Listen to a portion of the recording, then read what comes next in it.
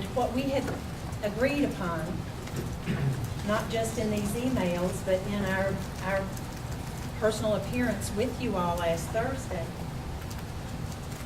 was that Richard and I would make the necessary trips to Richmond on the days that we needed to go.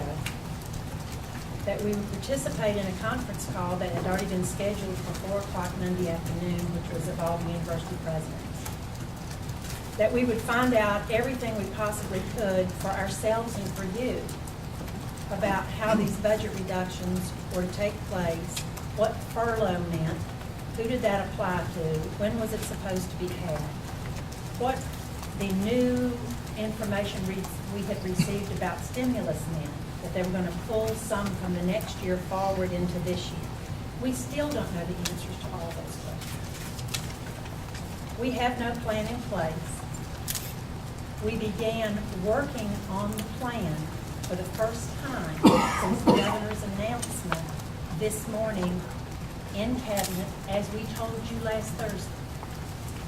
We told you last Thursday that the first time that we would be able to start on that is this morning.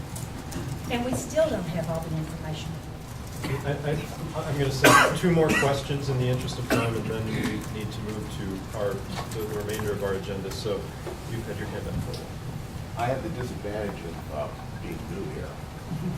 And as a result, I don't know many of these things, but observing this that's going on, the first thing, and I'm afraid I'm going to be a bit perfect here, the first thing I see is the vice president, which is a fairly high executive position, who's in effect saying to everybody here, I don't know the staff.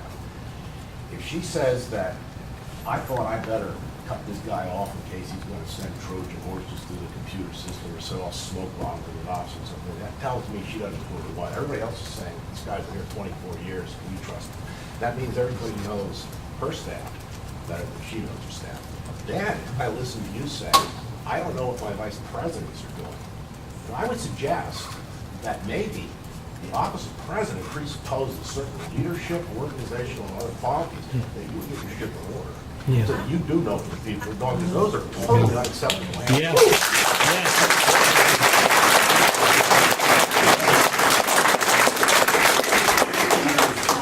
I do not know what my vice president You know what did. should be doing. I did not know what one vice president did on Monday.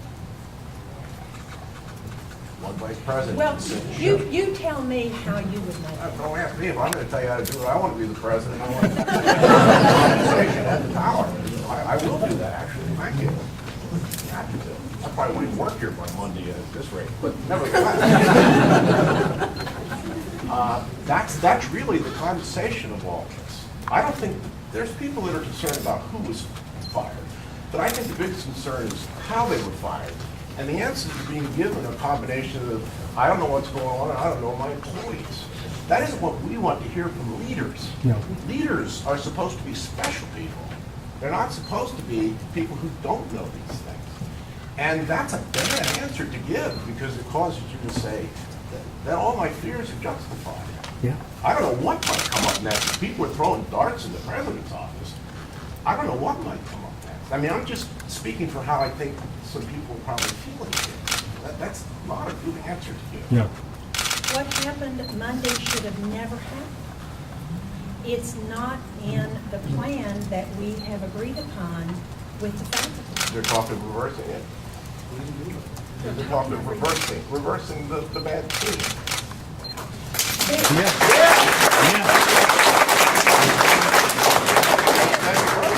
There absolutely is talk. Good.